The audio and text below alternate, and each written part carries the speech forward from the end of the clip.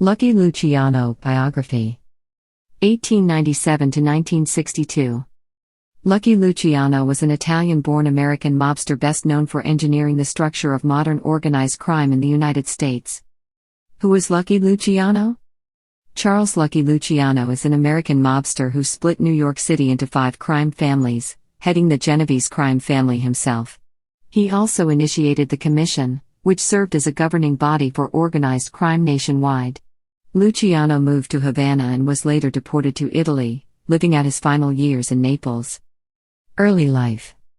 Born Salvatore Lucania in Sicily in 1897, Luciano became one of the most notorious criminal figures of the 20th century. He came to the United States with his family in 1906. Not able to speak English, Luciano struggled in school. He preferred to learn how to make it on the streets of New York's Lower East Side. One of Luciano's first rackets was getting his schoolmates to pay him for protection. If they didn't cough up the money, he was liable to give them a beating himself. Luciano dropped out of school in 1914 and graduated from other offenses.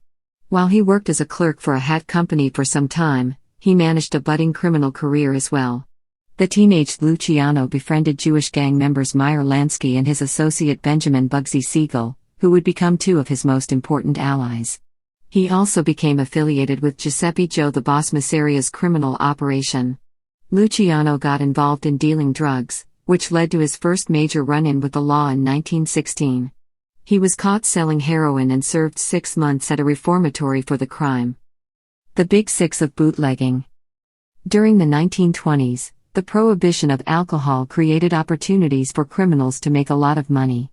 Luciano became one of the Big Six of bootlegging along with childhood friend Lansky, Siegel, Louis Lepke Buchalter, Jacob Gura Shapiro and Abner Longy Swillman.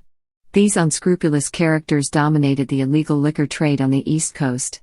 Luciano was also an associate of Arnold Rothstein, also known as the Big Bankroll, who had gambling and bootlegging operations. Giuseppe Joe the Boss Masseria. In 1929, Luciano lived up his nickname Lucky by surviving a savage attack. He was abducted by a group of men, who beat and stabbed him. Left for dead on a beach in Staten Island, Luciano was discovered by a police officer and taken to the hospital. It was unclear who had ordered the attack, but some speculated that it was the police or top crime boss Masseria. Masseria was in a turf war with rival boss Salvatore Maranzano around this time. Luciano had worked for Masseria for years, but he later supported Maranzano. He helped arrange for Masseria to meet a grisly end in April 1931. Luciano's ring of crime. Rising to power, Luciano took over Masseria's position as the top boss, with Maranzano's approval. He became a leader of one of the city's 5 families, taking his place alongside such infamous figures as Joseph Bonanno, Joseph Profaci, Tommy Galliano, and Vincent Mangano. Unfortunately for Luciano, Maranzano soon viewed him as a threat and ordered a hit on him. But Luciano was able to strike him first, having some of his men take out Maranzano in his office in September 1931. Luciano and Al Capone.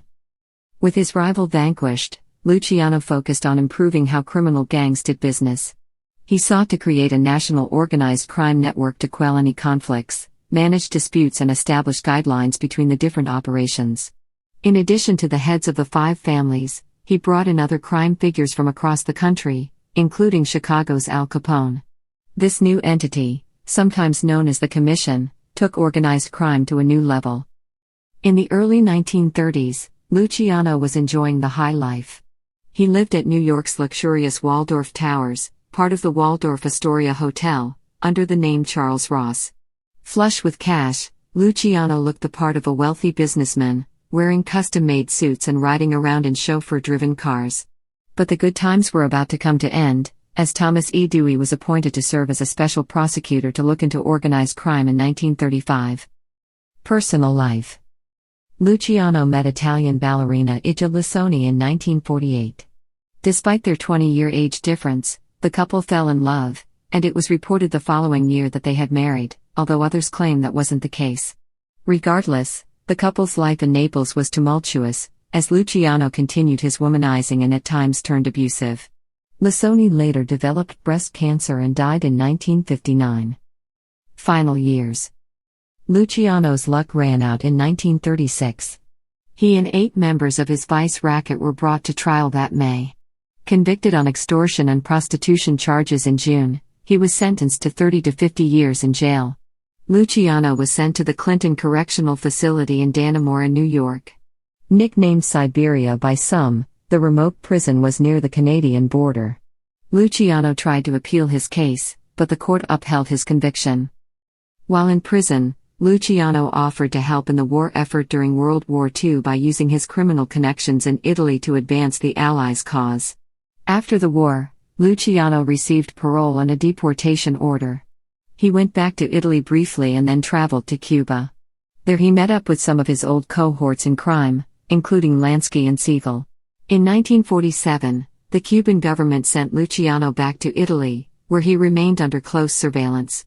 He was not allowed to leave Naples, where he spent the remainder of his days. According to some reports, he still had his hands in narcotics trafficking. Luciano considered sharing the inside details of his life story over the years. In an odd twist of fate, he suffered a fatal heart attack at a Naples airport in January 1962. Luciano had been there to meet with a film and television producer. Lucky Luciano's grave. After hundreds gathered in Naples for the funeral, Luciano's body was returned to the United States. He was buried in the family's vault at St. John's Cemetery in Queens, New York. While he spent much of his life as the notorious Charles Lucky Luciano, he was laid to rest by his parents under his birth name, Salvatore Lucania. The criminal empire that Luciano created continues on to this day. His former underboss, Vito Genovese, eventually took control of Luciano's organization and became the head of what is now referred to as the Genovese crime family. Genovese died in 1969.